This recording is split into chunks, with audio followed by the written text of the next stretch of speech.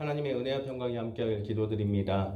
오늘도 우리 주님이 주시는 그 은혜 가운데 거하고 8월 한 달 동안도 하나님의 은혜 가운데 거하는 행복한 한 달이 되기를 주님의 이름으로 기도드립니다.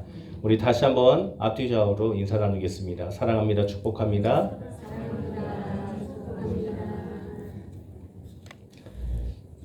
우리는 매일 선택을 하며 살아갑니다.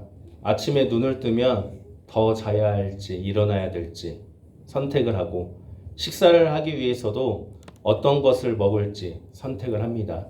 여행을 갈 때도 마찬가지로 어디를 가야 할지, 무엇을 타고 가야 할지 우리는 선택을 하며 살아갑니다. 그렇게 우리는 끊임없이 선택을 하며 살아가는 존재들입니다. 그런데 우리가 선택을 하는 것은 결국 나만의 기준을 가지고 선택을 하게 된다는 겁니다. 예를 들어서 저는 놀이동산 가는 것을 싫어합니다.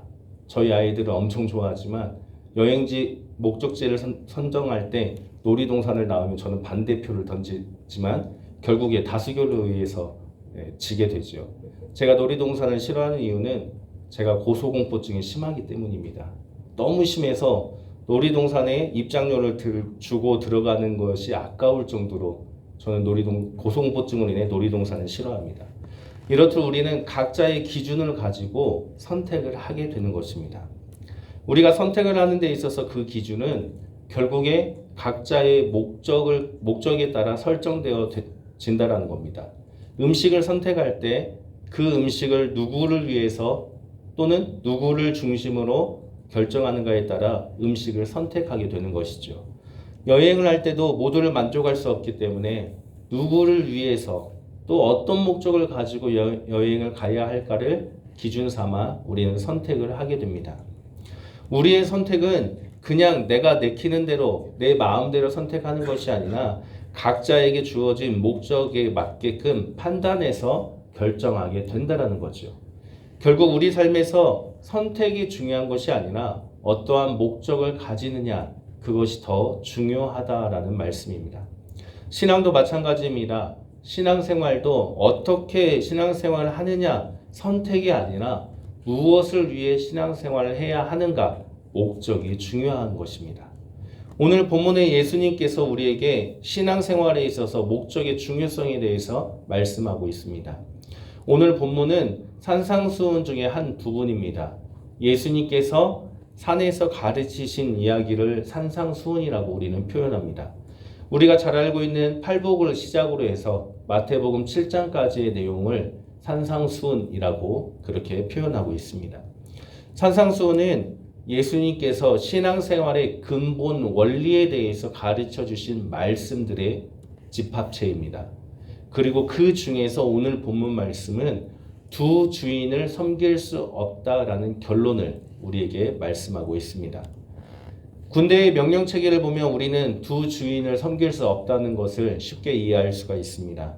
군대의 명령은 상명하복입니다. 상관이 명령을 하면 아랫사람은 복종해야만 합니다. 그렇지 않으면 전쟁을 할 수가 없는 것이죠. 만약 군대에서 상관이 둘이다, 같은 동급의 상관이 있다라고 한다면 한 사람은 전진하라고 명령하고 한 사람은 후퇴하라고 명령한다면 군인들은 갈팡질팡하다가 결국에 전쟁에서 패하게 될 것입니다. 그래서 군대는 명령체계가 상명하복이고 가장 위 최고 권위자의 명령에 모든 사람들이 따르고 있다라는 거죠. 신앙생활도 마찬가지입니다. 신앙도 두 주인을 섬길 수가 없습니다. 두 주인을 섬길 수 없는 모습을 우리는 성경의 또 다른 곳에서 찾아볼 수가 있습니다. 바벨론의 느부갓네살 왕 때 포로로 끌려갔던 왕족과 귀족들 가운데 한 소년이 있었습니다. 그 소년의 이름은 다니엘이었습니다. 다니엘은 오직 하나님만을 섬겼습니다. 나라가 바뀌고 왕이 바뀌었음에도 불구하고 다니엘이 섬긴 사람은 바뀐 왕이 아니라 하나님이었다라는 겁니다. 다니엘을 시기하는 사람들이 꾀를 내어서 다니엘이 불 속에 들어가고 또 사자굴에 들어가게 되었지만 그는 끝까지 하나님만을 섬기고 하나님만이 주인이다라고 고백하였던 사람이었습니다. 다니엘에게 있어서 진정한 주인은 하나님 한 분이었기 때문입니다. 세상을 창조하신 하나님, 그 하나님을 어떠한 경우에도 믿는 것, 그것이 다니엘에게 있어서 신앙이었던 것입니다. 예수님은 한 사람이 두 주인을 섬기지 못한다라고 말씀하고 있습니다. 그것이 하나님이든 재물이든 겸하여서 섬길 수는 없다라고 우리에게 알려주십니다. 다니엘처럼 하나님 외에 다른 신을 섬기는 것을 강요하는 시대가 아니었기 때문에 예수님은 하나님이 아닌 다른 것을 섬기는 것에 대해서 우리의 일상생활에 있어서 당연하게 여기는 것들을 지적하고 있다는 겁니다. 일상생활에서 하나님 외에 주인이 될 수 없는 것들, 많은 것들이 있겠지만 예수님께서는 그 중에서 재물에 대해서 말씀하고 있습니다. 주님께서 말씀하시는 이 말씀은 재물을 멀리 해야 된다, 재물이 악이다, 그런 말씀이 아니라 재물이 우리의 신앙에 있어서 목적이 되어서는 안 된다라고 알려주고 있다는 겁니다. 왜 그렇습니까? 21절에서 이렇게 말씀하고 있습니다. 내 보물 있는 그곳에는 내 마음도 있느니라. 아멘. 내 보물 있는 곳, 우리가 소중하게 여기고 우리가 중요하게 여기는 그곳에 우리의 마음이 따라가기 때문에 무엇을 위한 것인지 그 목적에 따라 우리의 마음도 따라가기 때문에 재물을 목적 삼아서는 안 된다라고 말씀하시는 것입니다. 성경은 곳곳에서 재물에 대해서 말씀하고 있습니다. 히브리서 13장에서는 이렇게 말씀합니다. 돈을 사랑하지 말고 있는 바를 족한 줄로 알라. 그가 친히 말씀하시기를 내가 결코 너희를 버리지 아니하고 너희를 떠나지 아니하리라 하셨느니라. 아멘. 또 디모데전서 6장에서도 이렇게 말씀합니다. 돈을 사랑함이 일만하게 뿌리가 되나니 이것을 탐내는 자들은 미혹을 받아 믿음에서 떠나 많은 근심으로써 자기를 찔렀도다. 아멘. 또 오늘 본문에서도 보물을 땅에 쌓아두지 말라라고 말씀하고 있습니다. 이 말씀들의 공통점이 무엇입니까? 재물을 많이 갖는 것이 악이다. 그 말씀을 하는 것이 아닙니다. 이 말씀들은 재물을 돈을 사랑하는 것이 잘못되었다라는 공통점을 가지고 있다는 겁니다. 다시 말하면 재물이 우리의 삶의 목적이 되어서는 안 된다. 재물이 목적이 되면 재물과 하나님을 겸하여 섬길 수가 없기 때문에 재물이 목적이 아니라 하나님을 목적으로 삼아야 한다라는 공통된 말씀을 하고 있다는 겁니다. 우리의 삶에서 주님께서 말씀하시는 하나님과 또 다른 주인이 될 수 있는 마치 오늘 본문의 재물과 같은 것들이 무엇이 있을까요? 우리가 하나님을 섬긴다라고 말하지만 예수님께서 말씀하신 것처럼 하나님보다 재물을 우선시하는 것처럼 우리 삶에 하나님보다 우선시하는 것들이 또 무엇이 있을까요? 많은 것들이 있겠지만 몇 가지를 생각해 본다면 우리 삶에 하나님보다 사람의 인정을 우선시할 때 사람들에게 인정받는 것이 목적이 될 때 우리는 하나님이 아닌 인정이라는 주인을 섬길 수가 있게 되는 것입니다. 우리는 누군가에게 인정받고 싶어 합니다. 자존감과는 또 다른 차원의 문제입니다. 젊은이들을 보면 SNS 팔로워 숫자 그것이 몇이냐가 인기의 기준이 되고 유튜브 구독 숫자가 몇이냐에 따라서 자신들이 다른 사람들보다 뛰어나다는 것처럼 인정받고 싶어하는 말들을 하게 됩니다. SNS에 올린 글들 또는 유튜브에 내가 올린 영상들이 조회수가 올라가고 좋아요가 눌러지는 것들 인정받고 싶어하는 욕구가 가장 우선시되어 나타나는 것이 아닐까 생각을 해봅니다. 또한 스마트폰이나 게임들 내가 하나님께 드리는 시간보다 더 많이 갖게 된다면 그것 역시 하나님보다 우선시 될 수 있는 것들이라고 생각할 수가 있습니다. 우리는 시대가 급변하면서 우리의 삶에 당연하게 여기는 것들이 너무나도 많습니다. 그러나 그 당연하게 여기는 것들이 하나님보다 우선시하게 된다면 그것은 하나님의 자리에 내가 원하는 것들로 채워주는 것이 되는 것입니다. 따라서 우리의 삶에서 우리는 목적을 분명히 해야 됩니다. 하나님이 제일 원칙이 되어서 하나님이 우선되는 신앙을 분명하게 가져야 한다는 겁니다.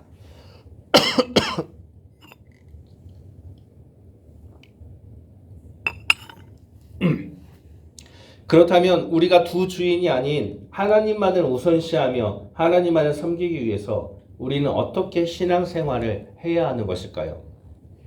첫째로 우리의 목적이 하나님이 되어야 합니다. 하나님을 위해서 우리는 살아가야 합니다. 19절과 20절 말씀 우리 한번 같이 읽어보겠습니다. 화면 앞으로 넘겨주시면 있습니다. 19절과 20절 우리 같이 읽겠습니다. 너희를 위하여 보물을 땅에 쌓아두지 말라. 도둑이 구멍을 뚫고 도둑질 하느니라. 오직 너희를 위하여 보물을 하늘에 쌓아두라. 거기는 좀이나 동록이 해하지 못하며 도둑이 구멍을 뚫지도 못하고 도둑질도 못하느니라. 아멘. 보물은 소중한 것입니다. 그 보물을 땅에 쌓아두고 사는 것은 이 땅의 삶을 위해서 살아가는 것을 의미합니다. 내가 살아가면서 필요한 것들, 소중한 그 보물들을 땅에 두고 의지하며 살아가는 것, 그것을 의미하는 것입니다. 이러한 삶은 결국 하나님보다 내가 필요한 소중한 보물들이 우선시 되는 삶이다 라는 뜻입니다. 그러나 하늘에 쌓아두고 사는 것, 그것은 내게 필요한 소중한 보물들을 나를 위해서가 아니라 하나님을 위해서 사용하는 것을 의미합니다. 목적이 내가 아니라 하나님이 되는 것입니다. 나에게 필요한, 내가 원하는 것들을 위해서가 아니라 하나님을 위해서 나의 것을 사용한다는 것, 그것은 내 삶의 중심이 내가 아니라 하나님이다 라는 의미를 가지고 있기 때문입니다. 바울은 고린도전서 10장에서 이렇게 말씀하셨습니다. 그런즉 너희가 먹든지 마시든지 무엇을 하든지 다 하나님의 영광을 위하여 하라. 아멘. 우리의 삶의 목적이 하나님의 영광이 되어야 한다라고 바울은 말씀하고 있습니다. 내가 먹는 것, 내가 행하는 것, 그리고 여러 논쟁이 되는 것들, 그 모든 것들은 나를 위해서가 아니라 하나님을 위해서, 하나님의 영광을 위해서 선택하고 행해야 한다라고 말씀하는 겁니다. 돈이 많이 있는 것, 그것이 중요한 것이 아니라 그 돈을 내가 하나님의 나라를 위해서 어떻게 사용하느냐, 그것이 중요하다라는 말씀입니다. 내가 인기가 많고 팔로워가 늘어나고 조회수가 늘어나는 것, 그것이 중요한 것이 아니라 그렇게 늘어난 조회수로 하나님께 영광이 되는 일을 하느냐 안 하느냐, 그것이 더 중요하다라는 말씀입니다. 사랑하는 성도님들, 무엇을 위해 살아가십니까? 누구를 위해서 살아가고 있습니까? 우리의 삶의 목적이 무엇을 가지고 살아가고 있습니까? 흥해에서 사역을 할 때 요양병원 사역을 했었습니다. 그때 만나는 어르신들이 대부분 이런 말씀하셨습니다. 죽지 못해서 산다. 아닙니다. 하나님이 우리를 창조하신 목적이 분명히 있습니다. 죽지 못해서 사는 것이 아니라 지금 그 순간에 하나님께서 행하시는 목적이 분명히 있다라는 것입니다. 때로는 힘들고 때로는 아프고 때로는 서러운 삶을 살지언정 그 순간순간마다 하나님은 여러분을 향해서 계획한 목적이 분명히 있다라는 겁니다. 그렇기 때문에 우리는 우리의 삶에서 하나님의 목적을 위해서 살아가야 하는 것입니다. 내가 먹는 것도 하나님을 위해서 먹어야 되고 내가 건강을 위한 것도 하나님을 위해서 해야 한다는 겁니다. 우리 삶의 모든 것들을 다 하나님을 위해서 하나님을 목적 삼을 때 우리는 하나님을 위한 선택을 하게 되고 그로 인해서 세상과 똑같은 삶이 아니라 하나님이 원하시는 삶, 하나님만을 주인으로 섬기는 삶을 살 수 있음을 믿으시기를 바랍니다. 우리가 하나님만을 우선시하며 하나님을 목적으로 살아가기 위해서 두 번째로 우리는 하나님을 바라봐야 됩니다.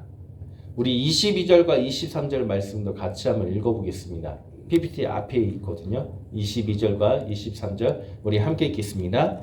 눈은 몸의 등불이니 그러므로 내 눈이 성하면 온 몸이 밝을 것이요 눈이 나쁘면 온 몸이 어두울 것이니 그러므로 내게 있는 빛이 어두우면 그 어둠이 얼마나 더하겠느냐.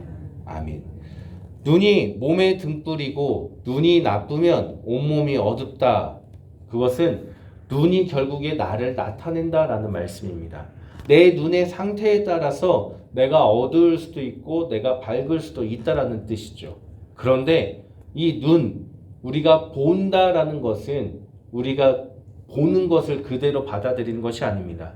우리가 본다라고 할 때 본다라는 것은 사물에 반사되는 것을 우리는 보고 인식을 하게 되는 것입니다. 우리가 보는 이 모양과 색깔들이 빛이 반사되어서 색깔이 반사되는 것을 우리가 눈으로 인지하게 된다는 것이죠.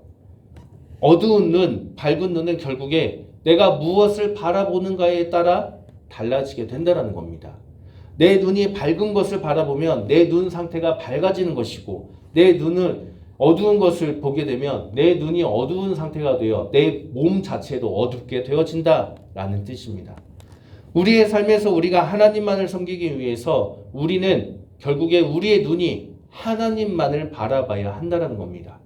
우리가 하나님을 바라볼 때 하나님의 모습이 반사되어서 우리를 비추게 되어 우리 그 눈으로 내 몸 역시 밝아지게 된다는 겁니다. 우리가 무엇을 바라보는가 참으로 중요합니다. 사람은 오감이라는 걸 가지고 있습니다. 시각, 청각, 후각, 미각, 촉각, 이 5가지의 감각을 통해서 우리는 사물을 인지하게 됩니다. 그런데 우리가 사물을 인지하는 이 오감 중에 시각이 갖게 되는 비중은 약 80%라고 합니다. 그만큼 우리는 눈에 보이는 것을 의존하며 사물을 인지하고 살아가는 존재들이라는 뜻입니다. 눈의 시력만 저하되어도 일상생활이 불편하고 한쪽 눈만 실명되어도 사물을 분간하며 살아가기가 어렵습니다. 이렇듯 눈이라는 것은 우리 삶에 있어서 매우 중요한 존재입니다. 마찬가지로 우리 신앙생활에서도 눈이 중요합니다. 우리의 상황 속에서 우리가 무엇을 바라보는가, 그것이 우리 몸이 나아가야 할 길을 제시하기 때문입니다. 고난과 역경의 상황에서 그 힘듦을 바라보고 있는가, 아니면 우리의 고난 가운데에서도 역사하고 이끄시는 하나님을 바라볼 것인가, 우리 눈에 따라 달라지게 받아들이게 된다는 겁니다. 제가 좋아하는 문장이 있습니다. 고난과 아픔 가운데 고난과 아픔을 바라보는 것이 아니라 그 너머에 있는 하나님의 역사하심을 바라보십시오. 제가 힘들 때 읽었던 책의 문장 중에 하나입니다. 우리의 절망적인 상황에서 그 상황을 보고 주저앉는 것이 아니라 절망적인 상황이지만 그 너머에서 일하시는 하나님을 바라볼 수 있는 것, 그것이 믿음의 눈이고 우리가 하나님만을 주인으로 섬기는 방법임을 주님께서 우리에게 말씀하고 있습니다. 사랑하는 성도님들, 따라서 믿음의 눈을 들어 하나님만을 바라보시기를 바랍니다. 그리고 그 하나님을 바라봄으로써 나의 몸이 등불되어서 주님만을 섬기는 성도님들 되시기를 주님의 이름으로 기도드립니다. 우리가 하나님만을 섬기기 위한 마지막 3번째는 우리는 선택해야 합니다. 오늘 본문 24절에서 주님은 우리에게 이렇게 말씀하십니다. 한 사람이 두 주인을 섬기지 못할 것이니 혹 이를 미워하고 저를 사랑하거나 혹 이를 중히 여기고 저를 경히 여김이라. 너희가 하나님과 재물을 겸하여 섬기지 못하느니라. 아멘. 주님께서는 하나님과 재물을 겸하여 섬길 수 없다라고 말씀합니다. 이 말씀을 다르게 표현한다면 하나님과 재물 중에 선택해야 한다라는 말씀입니다. 하나님과 다른 것 중에서 선택하라는 말씀은 구약의 성경에서도 중요한 순간순간마다 있었습니다. 대표적으로 여호수아가 자신의 생의 마지막을 앞두고 이스라엘 백성들을 불러놓고 말씀합니다. 너희는 여호와를 섬길 것이냐 다른 것을 선택할 것이냐.